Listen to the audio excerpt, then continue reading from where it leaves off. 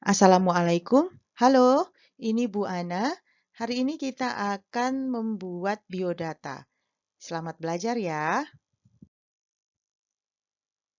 Pertama-tama, hal yang harus diketahui tentang biodata adalah asal katanya adalah biographical data. Ya, berarti data yang berisi tentang informasi diri kita itu siapa gitu. Atau ada yang menyebut bahwa biodata adalah riwayat hidup singkat menyangkut pengalaman pendidikan, pengalaman pekerjaan, minat, dan karya, termasuk di dalamnya adalah informasi yang bersifat pribadi. Nanti akan kita lihat bersama apa saja yang harus tercantum dalam biodata. Oke? Ada beberapa tip yang bisa kita pakai ketika kita sedang membuat biodata. Yang pertama tentu menuliskan informasi dengan lengkap ya. Meski demikian, alamat tidak perlu dituliskan secara detail. Nah, ini untuk alasan keamanan ya, karena apalagi zaman sekarang nih, zaman internet, semua bisa tersebar dengan mudah. Jadi, walaupun kita hanya mengirimkan biodata itu kepada yang berkepentingan, tapi tetap saja ada risiko biodata kita itu tersebar ke orang-orang yang tidak bertanggung jawab. Jadi, informasi dituliskan secara lengkap, meski begitu, alamat dan hal-hal pribadi yang memang terlalu personal itu tidak perlu dicantumkan. Dan tip yang paling penting adalah melakukan update setiap kali ada perubahan.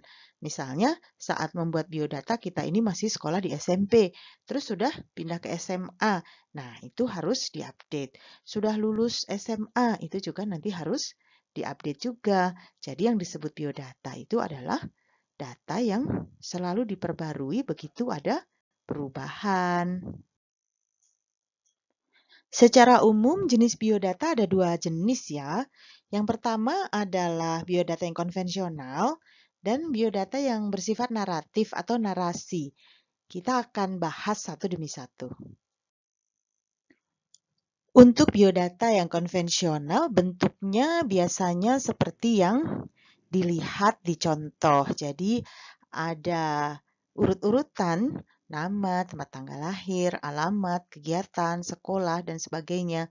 Jadi bentuknya poin per poin atau hal-hal yang ditulis secara terpisah. Jadi antara jenis informasi dengan isi informasinya tertulis secara terpisah, seperti yang dilihat pada contoh ini. Jadi nanti ada seperti biasanya berupa kayak formulir gitu ya, siap untuk diisi. Hal-hal yang biasanya tercantum itu sudah tertulis dulu, baru nanti kita tinggal mengisi. Sebenarnya kita juga bisa membuatnya sendiri dengan urut-urutan yang tidak sama persis dengan contoh ini. Meski demikian, yang biasanya digunakan secara umum ya yang seperti ini. Mungkin kalian sudah sering kan mengisi format-format seperti ini.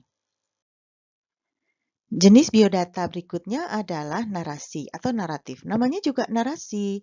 Dia isinya cerita tentang diri kita. Di sini Bu Ana kasih contoh biodata Bu Ana sendiri ya, biar tidak ngarang-ngarang gitu. Ini Bu Ana pakai sudut pandang orang pertama. Jadi saya gitu ya. Lihat.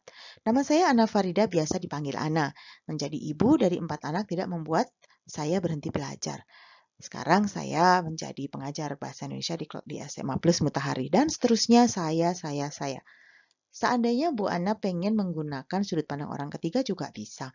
Misalnya, Ana Farida adalah guru bahasa Indonesia SMA Plus Matahari. Menjadi ibu dari 4 anak tidak membuat Ana berhenti belajar. Ana adalah panggilannya. Misalnya, Ana, dia, gitu. Nanti kalian boleh pilih mau pakai sudut pandang pertama, sudut pandang orang pertama, atau sudut pandang orang ketiga. Bebas. Nah, hal-hal apa saja yang harus masuk ke dalam biodata? Sebenarnya bervariasi ya. Tidak ada patokan khusus begitu, tidak harus begini gitu. Tapi umumnya biodata itu memuat ya paling tidak ada nama lengkap, nama panggilan, profesi begitu. Karena kalian masih pelajar ya disebutkan pelajar mana. Terus juga termasuk pandangan kalian sebagai seorang pelajar itu harus bagaimana. Di dalam narasi biasanya diceritakan seperti itu. Dengan demikian dalam biodata itu akan diketahui, oh pandangan Adil misalnya tentang sekolah itu seperti ini gitu ya. Terus hobi dan alasan mengapa menyukai hobi. Kalau pelajar biasanya kan punya hobi tertentu gitu ya. Nah, disukainya karena apa? Terus juga harapan tentang masa depan. Nanti kalian juga bisa mencantumkan misalnya nama orang tua, begitu alamatnya di mana. Tapi ingat ya, tadi disebutkan bahwa alamat tidak untuk disebarkan, dituliskan secara detail. Karena nanti bisa tersebar di mana-mana gitu. Bisa disalahgunakan oleh orang-orang yang tidak bertanggung jawab tadi. Jadi prinsipnya sih sebenarnya untuk biodata ini bukan sekedar mengasih tahu saya lulus SD tahun sekian gitu, lulus SMP tahun sekian, enggak, tapi lebih ke sekarang itu pandangan kita seperti apa. Itu yang biasa dikehendaki dalam biodata narasi. Nah, kita akan belajar ya bersama-sama bagaimana cara membuatnya. Nah, mudah-mudahan penjelasan Bu Ana, penjelasan singkat tentang bagaimana membuat biodata bisa dipahami. Sekarang kita coba bareng-bareng ya. Coba bareng-bareng di bagian assignment atau di bagian tugas. Itu kalian coba buat biodata. Nanti akan kita diskusikan di forum. Buat yang semenarik mungkin biodata narasi ya. Nanti akan kita bahas bareng-bareng. Oke? Selamat belajar, materinya cukup sekian.